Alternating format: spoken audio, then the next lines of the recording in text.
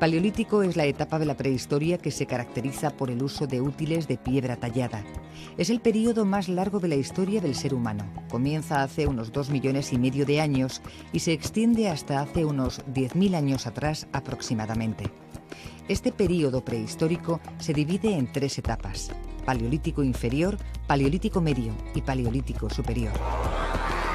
Con la intención de abrir un espacio en el que debatir los nuevos hallazgos e investigaciones acerca de lo que ocurría en el continente europeo hace más de 2 millones de años, el Departamento de Prehistoria y Arqueología de la Facultad de Geografía e Historia de la UNED ha convocado el primer seminario de prehistoria Victoria Cabrera, denominado El Paleolítico en Europa. Tiene 2 orientaciones básicas. Por un lado, homenajear a la doctora Cabrera Valdés, que fue uno de los puntales preferentes de la investigación paleolítica en Cantabria, y por otro lado, el ofrecer a los alumnos toda una serie de posibilidades sobre el estado actual del conocimiento del Paleolítico en Europa desde diferentes aspectos, tanto desde el aspecto del Paleolítico inferior, medio, superior, el arte rupestre, el arte mueble y llegando hasta el final de los cazadores-recolectores con el epipaleolítico. La catedrática de Prehistoria de la UNED, Victoria Cabrera Valdés, fallecida en 2004, recibe el homenaje de sus colegas a través de este evento académico. Estuvo al mando durante 25 años, junto con el catedrático Federico Bernaldo de Quirós Guidotti, de un equipo de arqueólogos que excavó la cueva de El Castillo en Puente Viesgo, uno de los vestigios más impresionantes del Paleolítico superior. El Paleolítico superior es quizás el momento paradigmático del Paleolítico. De hecho, cuando alguien habla de Paleolítico, en muchos casos casi se está refiriendo al Paleolítico superior, a la época de los grandes cazadores, de los grandes artistas, de ese gran momento de cuevas como Altamira o El Castillo o de grandes yacimientos como la Cueva de Lascaux. Es el gran momento en el que los grupos humanos cazadores-recolectores alcanzan quizás lo que puede ser el culmen de su cultura, y por otro lado es probablemente el periodo que mejor conocemos del Paleolítico, en gran medida porque es el último periodo, casi simplemente, y también porque es el momento en que más yacimientos se conservan, porque el efecto de los grandes cambios climáticos glaciares que ocuparon todo el Pleistoceno ya se encontraban en franca decadencia. En el Paleolítico superior, el tipo humano que se desarrolla es el conocido como hombre de Cro-Magnon. Creemos que durante ese periodo ya podemos hablar de grupos con una cierta autoconciencia, de grupos que son capaces de generar elementos decorativos y elementos utilitarios, como pueden ser las armas o como pueden ser determinados tipos de instrumentos, para identificarse a sí mismos, lo cual significa en gran medida identificarse de cara a los demás. Es decir, en esta dinámica o en esta dialéctica entre nosotros y ellos va a ser quizás el gran motor que nos va a servir para hilar y para conocer el Paleolítico superior y los grandes cambios que se produjeron en este periodo del final de los grupos de cazadores-recolectores. Las pinturas rupestres realizadas por los humanos son un auténtico tesoro para los investigadores. A través de ellas es posible observar el conocimiento que tenían estos grupos humanos del medio ambiente en el que vivían o de temas tan importantes como el de la reproducción de la vida. Las especies y escenas pintadas, que han podido ser definidas con mayor precisión, orientan a los expertos acerca de la fauna y flora que se podía encontrar en determinadas épocas y períodos históricos. Estas pinturas representan un papel fundamental respecto a la transmisión de información. El Paleolítico es también el periodo en el que los grupos humanos o los seres humanos empiezan a desarrollar un arte. Concepto que es quizás muy discutible o muy discutido por los investigadores, pero que nos habla fundamentalmente de que fueron capaces de expresar una serie de sentimientos o una serie de ideologías de una forma palpable, de una forma reconocible por nosotros, normalmente en forma de representaciones de animales, de representaciones humanas o de representaciones de signos. Es un arte, por utilizar un término convencional, aunque, como he dicho antes, quizás algunas personas lo discutirían, pero que sí nos habla de la existencia de unos conceptos más elevados, de una posible representación sobre las paredes de las cuevas, de conceptos, de ideas y de otra serie de elementos que, por desgracia, es lo único que nos queda de la forma de pensar de esos grupos de la prehistoria. Los neandertales vivieron en Europa desde hace 200.000 años, llegando a coexistir con el hombre moderno. En relación con el Homo sapiens, los neandertales eran más robustos y musculosos. Los neandertales son probablemente una de los tipos humanos fósiles más enigmáticos que existen. Es el de los que más restos se conocen. Es el primer resto humano, el primer hombre fósil que se definió, el primero del que se descubrieron restos. Y, sin embargo, aunque ha habido una gran cantidad de investigación sobre ellos, siguen siendo enigmáticos, ¿no? ¿Por qué son tan extraños? ¿Por qué son tan chocantes los neandertales para los investigadores? Probablemente habría que pensar en dos cuestiones. Una de ellas, porque esencialmente son los últimos hombres fósiles que corresponden a una especie distinta de la nuestra y que, sin embargo, llegaron a convivir, o sea, llegaron probablemente a coexistir y durante mucho tiempo en espacios amplios, ¿no? En segundo lugar, porque son muy parecidos a lo que cabría esperar del comportamiento de un hombre moderno, pero no son exactamente iguales. Entonces ahí la proyección, digamos, de nuestros conocimientos sobre el comportamiento humano moderno, ¿no?, frente a ese espejo que son los neandertales, produce una imagen, una sensación extraña. Numerosas excavaciones nos han revelado que el neandertal es el primer tipo humano que se desarrolló en Europa, siendo estos descendientes de los primeros colonizadores del continente europeo. El neandertal clásico es el habitante de ese resultado, sería el resultado de la persona que vivía en Europa a comienzos de la última glaciación. En segundo lugar, su extensión espacial también está bastante bien delimitada. Es Europa, sobre todo Europa occidental, no Europa del norte, y luego en algún momento llegan a expansionarse, llegan a colonizar Próximo Oriente y Asia Central. No pasan de ahí. Por tanto, sabemos relativamente eso, circunscribir el mundo, tanto a nivel cronológico, a nivel, digamos, ambiental, como lo que sería a nivel espacial, el mundo de los neandertales. Lo cierto es que las investigaciones no terminan de responder a dos de los principales interrogantes relacionados con las conductas de los neandertales: si fueron caníbales y si este tipo humano fue el primero en enterrar a sus muertos. Hay sepulturas de neandertales, pero no en todas partes. Hay sepulturas de neandertales esencialmente en Próximo Oriente y en Francia, el sur de Alemania. En la península ibérica, por ejemplo, no hay ninguna sepultura. A la vez que existen estas sepulturas en Próximo Oriente, siendo Próximo Oriente una zona de confluencia donde ellos han convivido con hombres modernos, o al menos se han cruzado, se han sustituido unos a otros, pues cabe pensar quién fue el primero que empezó a enterrar, a hacer inhumaciones voluntarias, ¿no? ¿Fueron los hombres modernos y por tanto los neandertales aprendieron de ellos? ¿O por el contrario, fueron los neandertales y fueron los hombres modernos los que aprendieron? Depende de las últimas dataciones que haya para ciertas sepulturas de estas de las que estamos hablando, pues así las opciones se decantarían en un sentido u en otro. Pero claro, eso no es nada más que una gran fragilidad argumental, porque dependemos de un elemento como son las dataciones, la fecha en la que uno sitúe la primera sepultura conocida. Un tópico acerca de los neandertales es el de su extinción.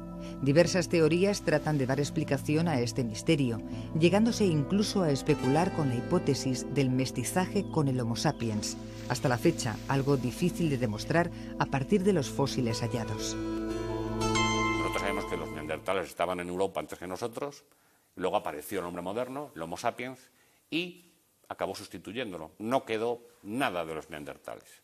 Algunos investigadores sostienen que tal vez quedó una pequeña gota, algún pequeño gen dentro del pool genético de los cromañones, de los hombres modernos del Paleolítico superior, pero no todo el mundo está de acuerdo con esto. En cualquier caso sería indistinguible. El neandertal físicamente es un tipo muy característico, se le identifica muy bien a nivel físico y por supuesto esos rasgos, a lo mejor los primeros hombres modernos, tal vez algunos de ellos puedan verse, pero desde luego a partir del Paleolítico superior pleno desaparecen. El ser humano moderno, el Homo sapiens, es el primer tipo humano que habitó en todo el mundo, llegando por vez primera a Australia y Oceanía por mar y a América desde Asia por el estrecho de Bering. Los primeros seres humanos que se conocen en el continente europeo datan de una fecha de hace aproximadamente 1,2 millones de años. Esta cantidad de años, que puede parecernos un tiempo muy lejano, es, sin embargo, un tiempo corto dentro de lo que es la historia de la evolución del género humano, que empieza mucho tiempo atrás en el continente africano. En realidad, los primeros seres humanos que conocemos se han reconocido, se han encontrado en el este de África y corresponden a un tiempo muy anterior. La historia de la evolución del género humano se cifra en 7 millones de años, por lo menos, y los primeros representantes de nuestro género, del género Homo, tienen una antigüedad de más de 2,5 millones de años. La llamada cultura de los cantos tallados, más conocida por el apelativo anglosajón de oldubayense, predominó en el Paleolítico inferior arcaico, el período más antiguo de la Edad de Piedra. Las primeras industrias que se conocen con el nombre de oldubayense y se han reconocido principalmente en el este de África. Estas industrias oldubayenses duran 1 millón de años hasta que otras especies más evolucionadas, Homo erectus, comienza a fabricar otro tipo de industrias que denominamos, que los arqueólogos conocemos con el nombre de achelense.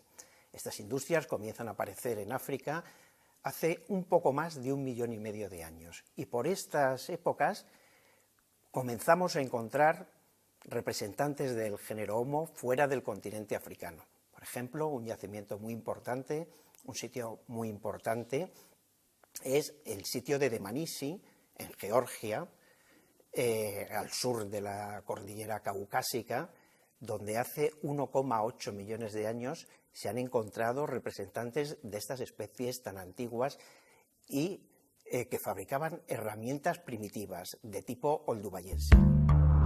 Los primeros homínidos surgidos en África vivían de la recolección de vegetales comestibles, de capturar pequeños animales como insectos o roedores y del aprovechamiento de animales muertos o enfermos. No sabían fabricar herramientas y, aunque caminaban erguidos, su aspecto era de simio. En Europa, los primeros representantes de estos homínidos, como decía al principio, surgen hace un poco más de 1 millón de años. Y concretamente es en la península ibérica donde se conocen los yacimientos más importantes. Unos que están en la provincia de Granada, Fuente Nueva, en el término municipal de Orce, y luego Atapuerca, en Atapuerca, yacimiento del que todo el mundo ha oído hablar, y precisamente en estos días estamos leyendo en la prensa noticias relacionadas con el hallazgo de un diente humano de hace 1.200.000 años, de un yacimiento que se llama Sima Elefante. En este descenso a las entrañas de la prehistoria, descubrimos que por diversas razones, entre las que destacan las variaciones en la inclinación del eje de rotación de la Tierra, los cambios en la órbita terrestre o los ciclos solares, el clima ha cambiado a nivel mundial por lo menos desde antes del Precámbrico. Las glaciaciones del Cuaternario son las mejor conocidas por los expertos. Efectivamente, el Cuaternario tiene 2 elementos básicos. Uno es la aparición de los humanos modernos y otra es la variabilidad climática. Una variabilidad climática de orden natural, de causas puramente naturales. Evidentemente, los humanos no intervenían, como sí sucede hoy, en el clima, y por lo tanto esa variabilidad centrada fundamentalmente en una sucesión de etapas muy frías y de etapas más cálidas y húmedas. Obviamente, entre esos 2 extremos climáticos existen unas situaciones de transición, unas situaciones de crisis que significan el cambio de los momentos más fríos a los momentos más cálidos y húmedos. En el Cuaternario se suceden estadios glaciares, fríos y secos, y estadios interglaciares, más cálidos y húmedos. Esta variabilidad climática que marca todo el Cuaternario determinó la adaptación de los neandertales y de los humanos modernos a su medio ambiente. En los estadios glaciares, evidentemente, los casquetes de hielo cubrían gran parte de la superficie terrestre, prácticamente todo el agua estaba en forma de hielo. El casquete polar en el hemisferio norte cubría todo Canadá, prácticamente llegaba a la actual Nueva York, a la latitud de la actual Nueva York, y en Europa cubría la península escandinava, Mar del Norte, Islas Británicas, y sus márgenes meridionales se situaban en el norte de Polonia, en la desembocadura del Rin, del Elba, en el Canal de la Mancha, etc. Evidentemente, ante ese cuadro climático de un casquete polar frío, un casquete polar que estaba generando anticiclones térmicos, daba lugar a la emisión de vientos, de masas de aire frías que llegaban hasta las posiciones más meridionales de Europa. Los glaciares se instalan en las cumbres de las cordilleras ibéricas, desde los Pirineos hasta Sierra Nevada. Gracias a los numerosos yacimientos de la zona, descubrimos cómo en este ambiente climático tan extremadamente duro, los neandertales y los humanos modernos buscaron refugio hacia el sur de Europa, especialmente en la península ibérica, en la cornisa cantábrica. El estudio de las técnicas y de los métodos de fabricación de herramientas por parte de los grupos paleolíticos es probablemente uno de los mayores retos para los arqueólogos y una manera de conocer un poco más a aquellos grupos humanos. El 80% en algunos yacimientos y en otros la totalidad de los restos que encontramos son utillaje lítico, son herramientas de piedra. Esto, que puede parecer un hecho bastante importante o relevante a la hora de reconstruir los métodos de vida paleolíticos, es sin embargo un hándicap del mismo calado, de la misma importancia. Daos cuenta que, imaginaros que unos arqueólogos de dentro de 40 siglos tuvieran que reconstruir nuestra sociedad únicamente con los utensilios que utilizamos para comer, o con los utensilios que utilizamos para hacer zapatos o para hacer ropa. Hay un montón de elementos que no tienen un significado o que no tienen una visión tangible, como pueden ser las creencias, como puede ser la música, como puede ser la danza, que es imposible reconstruir. Y por tanto, una gran parte de los grupos, de la vida de los grupos paleolíticos no va a poder conocerse nunca jamás. También existieron en este período útiles de hueso, pero solo son abundantes con la aparición de los Homo sapiens en el denominado Paleolítico Superior. Los útiles de piedra evolucionan con el paso del tiempo. La técnica más usual para trabajarlos fue la de la percusión. Podemos ir reconociendo desde el Paleolítico inferior hasta el Paleolítico superior diferentes momentos o diferentes técnicas para trabajar la piedra, ¿no? Desde piezas como pueden ser los bifaces en un primer momento, hasta momentos posteriores en el Musteriense, en el Paleolítico medio, donde la técnica del asca, la obtención del asca para hacer las herramientas sería el objetivo principal, para pasar, por ejemplo, en el Paleolítico superior a la obtención de hojas, piezas mucho más estilizadas y mucho más optimizadas a la hora de obtenerlas. La más conocida es la percusión dura con percutor duro, es decir, cogemos un nódulo de roca, en este caso un fragmento de sílex, de pedernal, y un percutor duro, en este caso una cuarcita. Hay una serie de criterios angulares necesarios y físicos, y a partir de ahí lo único que se hace es golpear la piedra con estos criterios que pueden ser, pues, por ejemplo, un ángulo menor de 90 grados, etc. Y lo único que tenemos que hacer es ejecutar esta percusión. Preparamos generalmente un poco el núcleo antes de tallarlo, y lo que hacemos es sacar una pieza. Este tipo de método es típico del Paleolítico inferior y sobre todo del Paleolítico medio, obtener una pieza de este tipo para hacer una herramienta. De por sí esta pieza ya nos podría servir. Daos cuenta que tiene un filo muy cortante, lo podemos ver aquí, como la pieza corta de por sí, pero en ocasiones lo que queremos hacer, o para lo que queremos emplear la pieza, no es para cortar, sino simplemente a lo mejor para limpiar una piel o limpiar una madera. En este caso el filo nos estorba, lo tendríamos que eliminar, lo tendríamos que quitar. La panoplia de herramientas realizadas por los grupos paleolíticos es bastante limitado. Podemos hablar de herraderas, de piezas que sirven para trabajar la piel, para trabajar la madera, para perforar estas mismas materias primas, para cortar o bien para utilizarse para la caza, las puntas de flecha, puntas de lanza, etc., ¿no? La diferencia que existe entre el Paleolítico medio, el Paleolítico inferior y el Paleolítico superior es el método que se emplea para trabajar la piedra. Hemos visto la obtención de lascas mediante la percusión dura, y ahora vamos a ver el trabajo de la obtención de láminas, es decir, de piezas que son generalmente más alargadas que anchas, al menos el doble, pero que son típicas del Paleolítico superior, pero que se van a utilizar para hacer las mismas herramientas prácticamente que en el Paleolítico medio.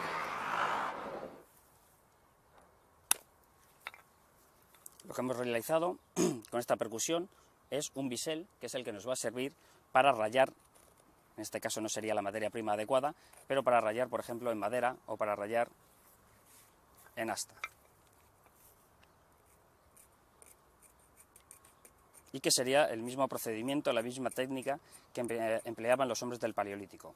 Por tanto, el estudio de las técnicas y de los métodos de fabricación de las piezas líticas, de las herramientas que utilizaban los hombres del Paleolítico, resulta una de las herramientas más eficaces, no solo para saber cómo se realizaban en sí mismas, sino porque también se pueden inferir tradiciones culturales que se diferencian o que diferencian grupos que habitaban una región, que habitaban otra, bien en momentos diferentes o bien durante el mismo momento cronológico. En el transcurso del largo período del Paleolítico, los únicos métodos practicados por el ser humano para asegurar su subsistencia fueron la recolección y la caza. Más adelante en el tiempo, durante el período neolítico, se produce una importante transformación en la economía humana. El ser humano pasa a controlar su propio abastecimiento de alimentos. Los humanos comenzaron a sembrar, a cultivar y a mejorar por selección algunas hierbas, raíces y arbustos comestibles. También lograron domesticar y criar ciertas especies de animales. El cambio fue determinante. La recolección dio lugar a la agricultura, pero eso ya es otra historia, o mejor dicho, otra prehistoria.